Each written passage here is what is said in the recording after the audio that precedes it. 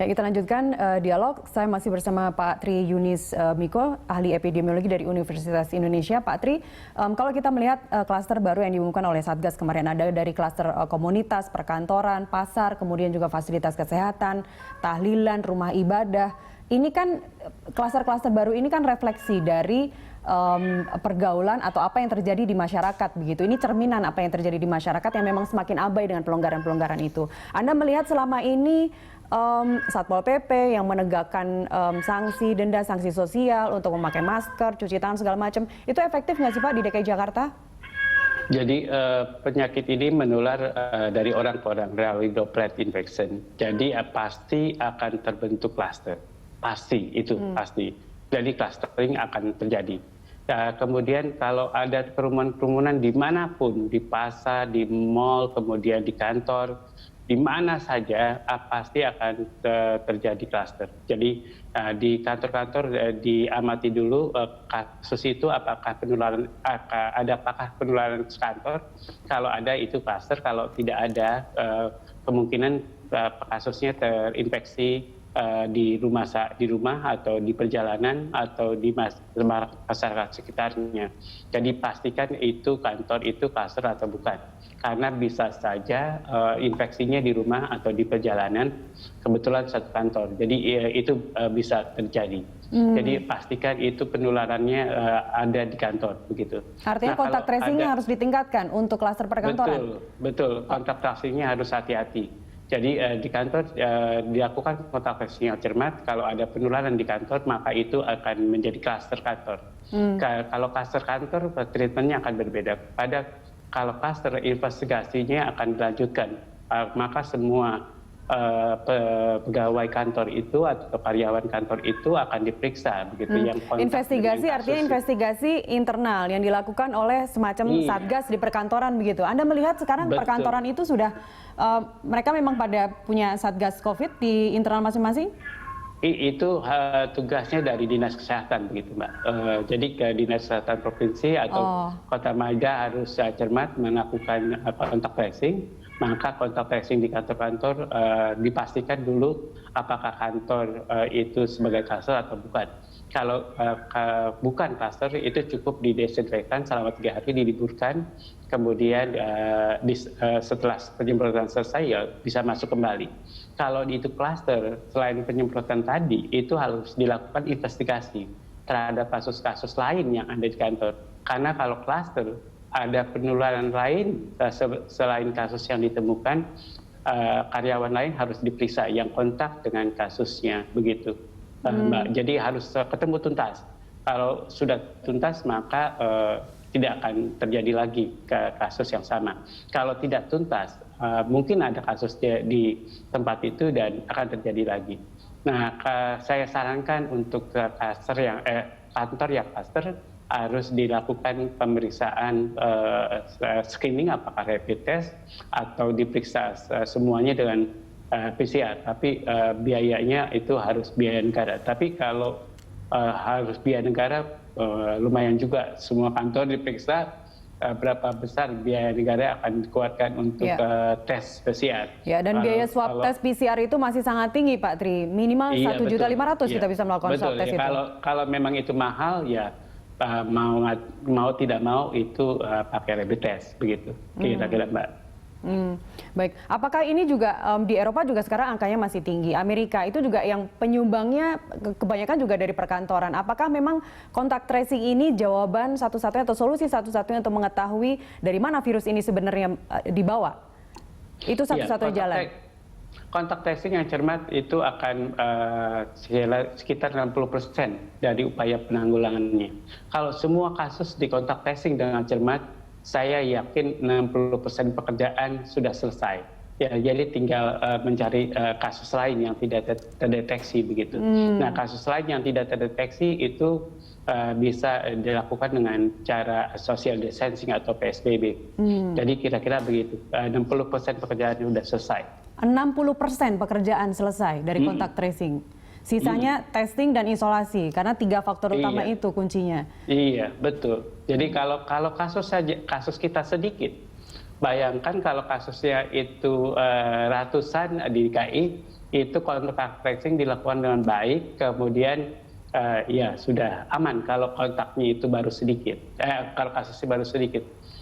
Saya yakin pada waktu Maret 2020 dengan kasus pertama, pada waktu ditemukan kasus di Depok, itu kasusnya sudah banyak yang terjadi di masyarakat begitu. Jadi kalau kasus kita memang itu sedikit, memang kasus itu harusnya kita sudah bisa lepas dari kasus COVID begitu. Kalau emang itu begitu kasusnya, tapi bukan itu saja begitu kasusnya.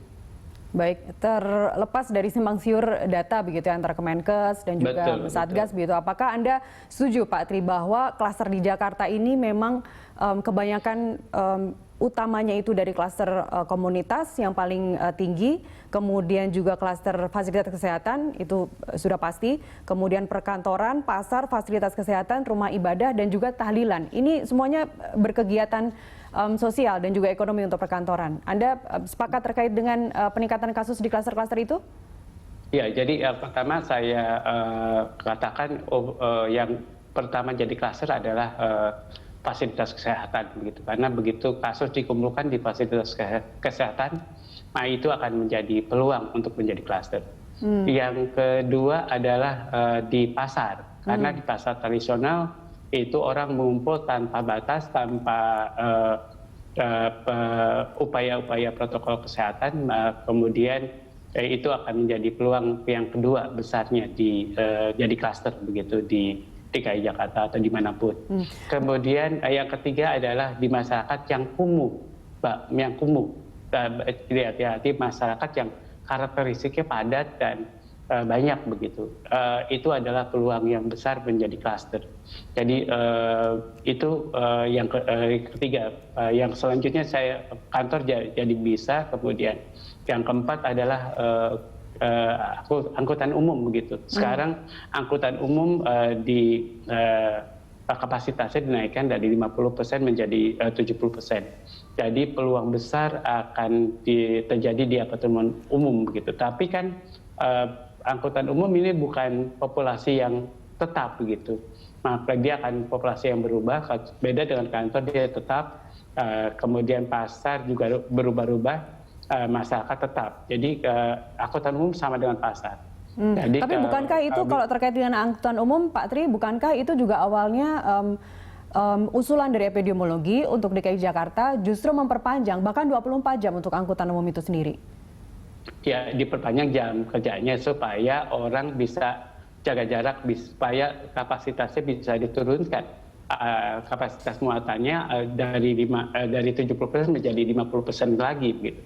Tapi ya kalau 50% ini masalahnya tarifnya tidak dinaikkan. Itu masalah pada angkutan umum. Maka kemudian semua sopir mengeluh begitu dengan menarik 24 jam, saya dapatnya jauh lebih kecil kalau kapasitasnya dinaikkan begitu. Jadi kira-kira waktu penumpang banyak itu tidak sama, walaupun diperpanjang 24 jam begitu. Tapi kalaupun nanti kita akhirnya kemudian DKI Jakarta mengambil PSBB awal dan lebih diperketat lagi dari PSBB awal, artinya angkutan umum ini sendiri juga kita kembali lagi ke awal dulu? Iya, harus 50%. Kalau bisa. Dan tidak 24 jam? Dan tarifnya dinaikkan, bukan 24 jam keputusannya. Tarifnya dinaikkan sehingga orang dengan aman paling tidak saya makan begitu. Baik, Pak Tri, apakah memang fenomena ini, temuan-temuan ini memang semua hampir di seluruh dunia juga mengalaminya? Mungkin kecuali New Zealand yang benar-benar lockdown, Taiwan yang sekarang sudah bangkit.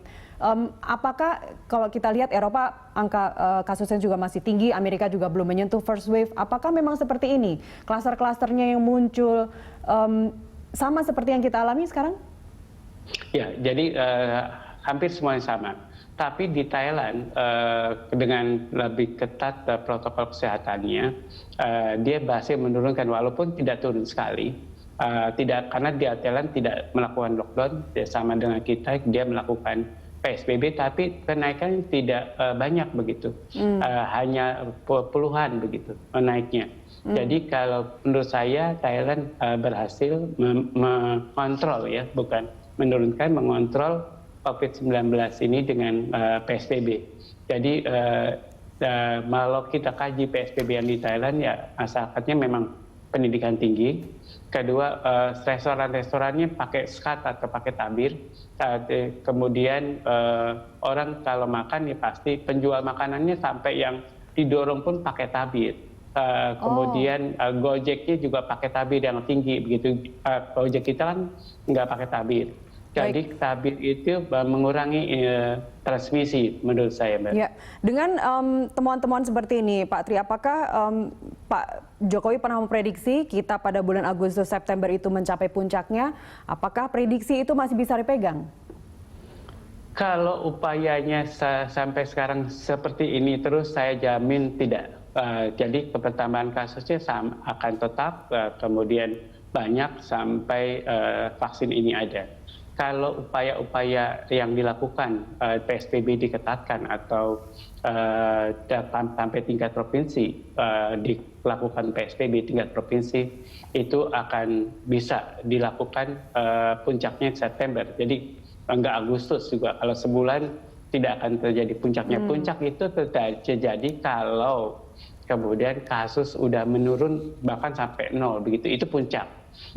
Jadi kalau puncaknya diharapkan 0, ya dengan begini nggak akan mungkin. Kita akan bertambah terus, kemudian ya nggak ada upaya yang ketat lagi dilakukan di Indonesia.